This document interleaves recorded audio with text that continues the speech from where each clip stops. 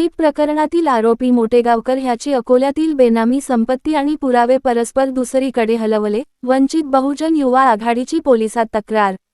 देशातील नीट पेपर फूट प्रकरणातील आरोपी मोटेगावकर ह्याची अकोला येथील तोष्णीवाल लेआउट परिसरातील आर.सी.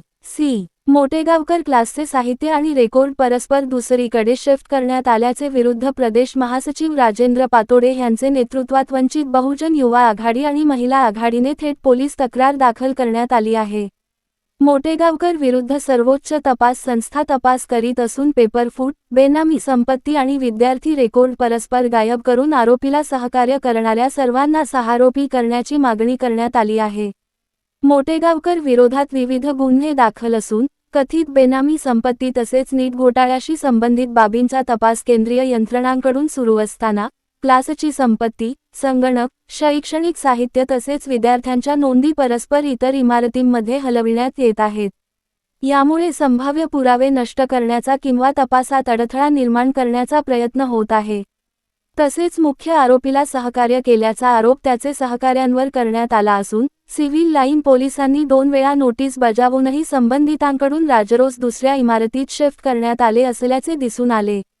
दरम्यान क्लासमध्ये प्रवेशासाठी भरलेली फी परत मिळत नसल्याची तक्रार काही पालकांनी वंचितकडे केली असता वैष्णवी पारधी आणि राधिका माहुरी यांनी कार्यालयात जाऊन संपर्क साधण्याचा प्रयत्न केला असता कार्यालय उपलब्ध नसल्याचा दावा त्यांनी केला। तसेच फी परताव्याबाबतही कोणतीही स्पष्टता मिळाली नसल्याचे त्यांनी सांगितले। या संपूर्ण प्रकरणाची सखोल चौकशी करून तपासादरम्यान पुरावे व मालमत्ता हलविण्याच्या आरोपांची पडताळणी करावी, अशी मागणी वंचित बहुजन आघाडीने केली आहे। आरसीसीचे संचालक जे आहेत मोटेगावकर त्यांच्या क्लासच्या संदर्भामध्ये पालकांच्या तक्रारी होत्या की त्यांनी जो क्लास सुरू केला होता तो क्लास बंद आहे आणि त्यांचा क्लास कुठे शिफ्ट झाला, त्याचे पैसे जे परत घ्यायचे त्याची माहिती नाही। त्यामुळे वंचित बहुजन आघाडीचे कार्यकर्ते जेव्हा त्या क्लासवर गेले तेव्हा असं आढळलं की मोटेगावकरच्या विरोधात देशातली सर्वात मोठी तपास संस्था जी आहे ती चौकशी करते आहे आणि त्याच्या बेनामी संपत्तीचा तपास घेतला जातो आहे। त्याच्याकडे विद्यार्थ्यांनी किती पैसे गोळा केले त्याचा तपास केला जातो आहे। अशावेळी अकोल्यातल्या क्लासेसनी त्याची सगळी संपत्ती जी आहे जी चौकशीमध्ये पुढे आली पाहिजे ती संपत्ती दुसऱ्या ठिकाणी शिफ्ट केली।